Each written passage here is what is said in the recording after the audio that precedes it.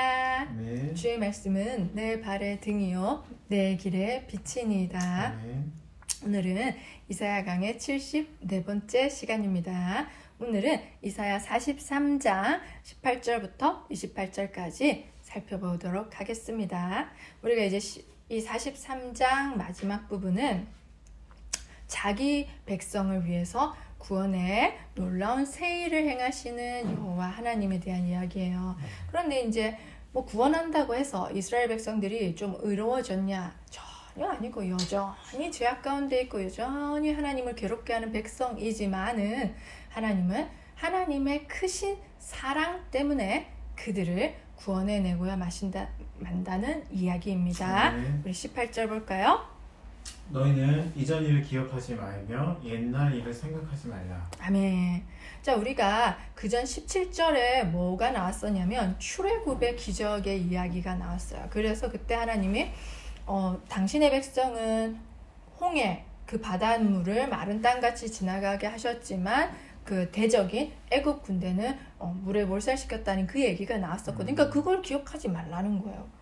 왜? 그렇게 위대한 일을 왜 기억하지 말라고 할까? 앞으로 벌어질 일들은 더 놀랍고 새로울 것이기 때문이죠. 그러니까 그렇게 그 기적도 대단했지? 그러나 그거 잊어버려. 왜? 장차 내가 행할 일이 너무나 놀랍기 때문이야. 그래서 하나님께서 이제 과거에 집착하지 말고 미래를 바라보라는, 그래서 전진하라는 그런 메시지를 주고 계신 것이죠. 19, 20절. 보라, 내가 새 일을 행하리니 이제 나타날 것이라. 너희가 그것을 알지 못하겠느냐? 반드시 내가 광야의 길을 사막의 강을 내리니 장차 들짐승 곧 승냥이와 타조도 나를 존경할 것은 내가 광야의 물을 사막의 강들을 내어 내 백성 내가 택한 자에게 마시게 할 것임이라. 아멘. 아멘. 자, 과거에 홍해, 바다의 길을 내신 하나님께서는 이제 광야의 길을, 사막의 강을 내겠다고 하십니다. 이제 하나님께서 행하실 새 일이라는 것은 이제 말하자면 장차 있을 바벨론 포로로 끌려갔을 때 다시 귀환하는 그 과정을 말하겠죠. 그래서 출애굽했을 때 이스라엘 백성들은 그 바다를 건너서 왔다면 이제 바벨론 포로에서 귀환할 때는 사막과 광야를 건너서 온다는 것이죠. 그러니까 그 메마르고 척박한 땅에서 그들을, 그 당신의 백성을 살아남게 하기 위해서라면, 또 무사히 그 길을 건너게 하기 위해서라면 거기에 물이 있어야 되지 않겠습니까? 그러니까 하나님께서는 내가 광야의 물을 사막의 강들을 내어 내 백성 내가 택한 자에게 마시게 할 것임이라. 근데 하나님께서 베푸실 새로운 구원 사역은 이 내 백성뿐만 아니라 장차 들짐승 곧 승냥이와 타조도 나를 존경할 것은 이제 그 자연계도 복을 받는 거예요. 그러니까 내 백성을 위해서, 인간을 위해서 구원을 베푸셨지만 그 구원이 너무나 풍성하고 놀랍기 때문에 자연계까지 풍성하게 미쳐서 승냥이와 타조들도 그 물을 마시고 하나님의 구원을 맛보고 즐겁게 하나님을 찬양한다는 것이겠죠. 네. 자, 21절. 이 백성은 내가 나를 위하여 지었나니 나를 찬송하게 하려 함이라. 아멘. 여러분, 이 구절은 너무나 잘 알고 계시죠. 하나님께서 인간을 지으신 창조 목적이죠. 그런데 이제 하나님께서 이전 일 기억하지만 내가 정말 새 일을 행할 거야. 그렇게 하나님께서 새로운 구원의 일을 행하시는 목적은 바로 이것이죠. 하나님은 자기 영광을 위해서 이스라엘 백성을 창조하셨다고 했잖아요. 그러면 그 창조된 백성을 통해서 찬양받으시기 위해서, 그 백성이 하나님을 알고 하나님을 믿고 하나님이 베풀어 주신 은혜와 자비에 찬양을 하게끔 그 백성을 지었다는 거예요. 근데 완전 반대로 가고 있잖아요. 그 백성은 하나님을 알려고 하지 않고 애써 모른 척하고 찬양도 안 하고 우상 숭배에 빠져 있는 그 백성을 완전히 진짜 지은 목적 그대로, 인간의 정체성 그대로를 회복하시겠다는 하나님의 강한 의지가 담겨져 있는 것이죠. 아멘. 자, 22절. 그러나 야곱아 너는 나를 부르지 아니하였고 이스라엘아 너는 나를 괴롭게 여겼으며. 아멘. 하나님께서 하실 일의 의지는 분명하지만 그리고 목표도 분명하지만 현재 이스라엘 상태는 야곱아 너는 나를 부르지 아니하였고 이스라엘아 너는 나를 괴롭게 여겼으며 라고 했잖아요. 보통 우리가 나에게 잘해주는 사람을 나도 잘해주고 은혜를 보답하려고 하는 게 정상이잖아요. 근데 이스라엘 백성들은 자기에게 잘해주는 하나님을 그렇게 홀대하고 괴롭게 여겼다는 거예요. 주여. 이 괴로워하다는 것은 기진맥진하도록 이렇게 피곤한 거예요. 그게 뭐가 피곤하냐, 뭐가 괴롭냐. 그들이 하나님 앞에 제사 드리는 거, 지금으로 치면 예배죠. 이 예배 드리는 과정을 귀찮게 생각하고 피곤하게 생각하고 괴롭게 생각했다는 것이죠. 참 얼마나 안타까운 일입니까? 그러니까 그들은 몸은 비록 예배를 드리고 제사를 드리지만 마음은 딴 데가 있는 형식적인 그런 예배를 드렸다는 것이죠. 그러니까 우리도 사실은 그런 때가 있지 않겠습니까? 그리고 지금 많은 사람들이 그렇게 드리는 사람들도 있을 거예요. 그냥 어쩔 수 없이 교회를 가야 되니까 가는 경우도 있을 거고, 근데 그것을 하나님이 슬퍼하신다는 거예요. 나는 너를 그렇게 너한테 그렇게 대우하지 않았는데 너는 나를 좀 귀찮게 여기는구나, 나를 좀 피곤하게 여기는구나 하고 슬퍼하시는 그런 말씀이라는 거를 우리가 좀 기억할 필요가 있겠죠. 아멘. 자, 23절. 네 번째 양을 내게로 가져오지 아니하였고 내 제물로 나를 공경하지 아니하였느니라. 나는 제물로 말미암아 너를 수고롭게 하지 아니하였고 유향으로 말미암아 너를 괴롭게 하지 아니하였거늘. 아멘. 하나님께서는 이스라엘 백성들에게 결코 제사, 그 예배에 대한 부담을 주신 적이 없어요. 맞잖아요. 우리 보고도 우리가 지금도 교회에서도 이상한 교회 아니고서는 헌금 많이 내라, 봉사 막 해라 이렇게 막 부추기거나 사람을 괴롭게 만들진 않죠. 직장을 생각해봐요. 직장 얼마나 괴로워요. 근데 교회는 그렇진 않잖아요. 우리가 자발적으로 하는 일이죠, 그죠? 그게 최소한의 것만을 우리에게 요구하잖아요. 우리가 11조 안 낸다고 해서, 감사헌금 안 낸다고 해서 뭐 하진 않잖아요, 그죠? 그렇게 하나님 우리에게 많은 것을 요구하지 않으심에도 불구하고, 근데 이스라엘 백성들, 우리죠. 우리는 그 예배를 부담스러워하고 짐스러워하고 이렇게 무시하는 그런 거라는 말씀이죠. 맞아. 자, 24절.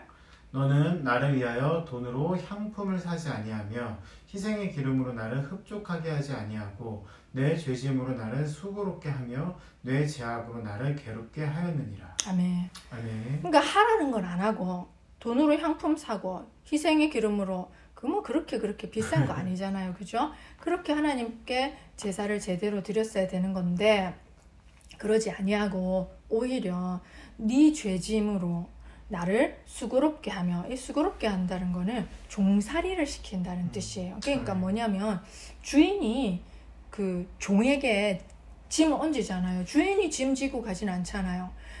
짐은 종이 지잖아요. 그러니까 주인이 누구 짐 지고 또 짐 지고 이렇게 하듯이 우리가 하나님을 종살이를 시킨 거예요. 반대로. 그러니까 우리는 피조물인데 창조주한테 종살이를 시키는 거예요. 그래서 하나님께 계속 죄짐을 또 넘기고 또 넘기니까 하나님이 죄짐 때문에 종이 막 짐이 무거워서 쓰러지듯이 그렇게 힘들어 하신다는 거예요. 네 죄악으로 나를 괴롭게 하였느니라. 이 죄악이라는 것은 주로 도덕적인 악을 의미해요. 자, 우리가 하나님께로부터 멀어지면 반드시 도덕적인 악을 저지를 수밖에 없어요. 부정직해지고 음란해지고 나쁜 길로 가고 탐심에 물들고. 그러니까 이 도덕적인 죄랑 하나님께 대한 죄가 별개의 것이 아니라는 것이죠. 그러니까 이런 통칭적인 죄악으로 하나님을 괴롭게 하였다라는 뜻이죠. 아멘. 25절. 나 곧 나는 나를 위하여 내 허물을 도말하는 자니 내 죄를 기억하지 아니하리라. 아멘. 아멘. 저는 이 구절을 읽으면서 좀 슬프더라고요. 이게 이스라엘 백성이 좋아졌다는 말이 없잖아요. 그냥 정말 하나님은 그들의 죄짐 때문에 우리가 하나님 어깨에 지어드린 죄짐 때문에 하나님은 피곤하시지만, 그러나 나 곧 나는 나를 위하여, 여기서 나 곧 나 이렇게 나오죠, 그죠? 그거는 오직 나만이 너의 죄를 사하고 너를 용서할 수 있는 자다, 너를 구원할 수 있는 자다라는 것을 말해주죠. 아멘. 그러니까 하나님은 그들이 잘해서가 아니라, 우리가 잘해서가 아니라 하나님 본인이 자신을 위해서 네 허물을 도말하는 자니, 도말하라는 것은 지워버리는 거잖아요. 싹 지워버리는 거. 그러니까 아예 없는 것처럼 되는 거죠. 아멘. 그래서 네 죄를 기억하지도 아니한다고 합니다. 그러니까 하나님은, 우리는 그 부부싸움 하더라도 옛날 일 막 끄집어내가지고 막 얘기하잖아요. 그죠? 하나님은 안 그러신다는 게 전 좀 약간 놀라웠어요. 아멘. 어떻게 그렇게 안 하실 수가 있지? 참 신기하다. 그러니까 하나님은 본인 자신을 위해서 우리를 용서해 주시는 겁니다. 우리가 뭐 잘해서가 아니라. 참 그게 슬프죠. 그죠? 그렇지만 그 사랑은 정말 위대하죠. 그리고 옛날 일을 절대로 기억하지 않으시고 들추어내지 않으신다는 것은 너무나 놀라운 일이에요. 근데 우리는 자꾸 나를 자책하죠. 내 잘못을 내가 괜히 기억해내죠. 그리고 혼자 부끄러워지고 혼자 괴로워지죠. 그럴 필요가 없다는, 하나님 기억도 안 하시는 걸 왜 자꾸 우리는 인간은 기억력이 머리가 멍청한데 그런 거는 좀 기억력이 너무 좋은 것 같아요. 그죠? 이걸 우리가 기억하면서 내 죄를 계속 던져버리는 거예요. 하나님이 기억하지 않으셔 이러면서 계속 담대히 주님 앞으로 나아갈 필요가 사실은 있는 거죠. 자, 우리 26절.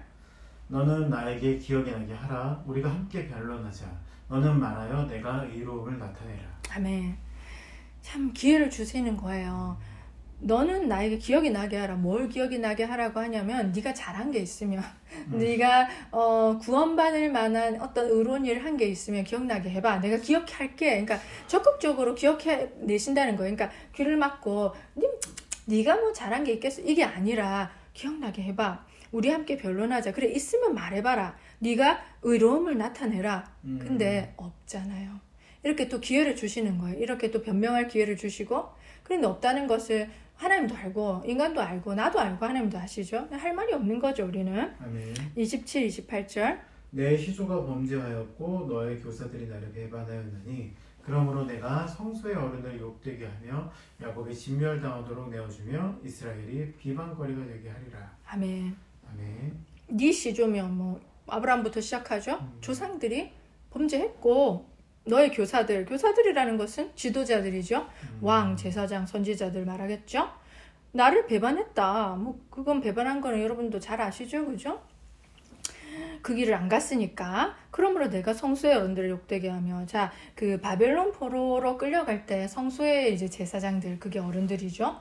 다 잡아갔잖아요. 그죠? 욕되게 한 거죠. 그죠? 그리고 야곱이 진멸당하도록 내어주며 이스라엘이 비방거리가 되게 하리라. 또 이스라엘 백성들도 다 잡혀갔어요. 그러니까 천민만 남겨놓고 그 땅이 황무지가 되면 안 되니까. 유력한 자들은 다 잡아갔으니까 뭐 말 다 했죠. 그죠? 왕가부터 시작해서 귀족, 똑똑한 사람들 다 잡아갔으니까. 그러니까 그 열방이, 야, 저것들이 이제 다 잡혀가네, 이렇게 된 거예요. 비방거리가 되는 것이죠.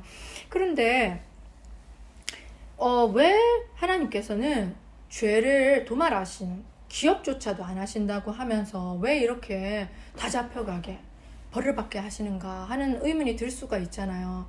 이것은 무엇을 말해주냐면, 우리가 얻은 구원, 이 이스라엘 백성들이 얻은 구원이 절대로 공짜가 아니라는 것이죠.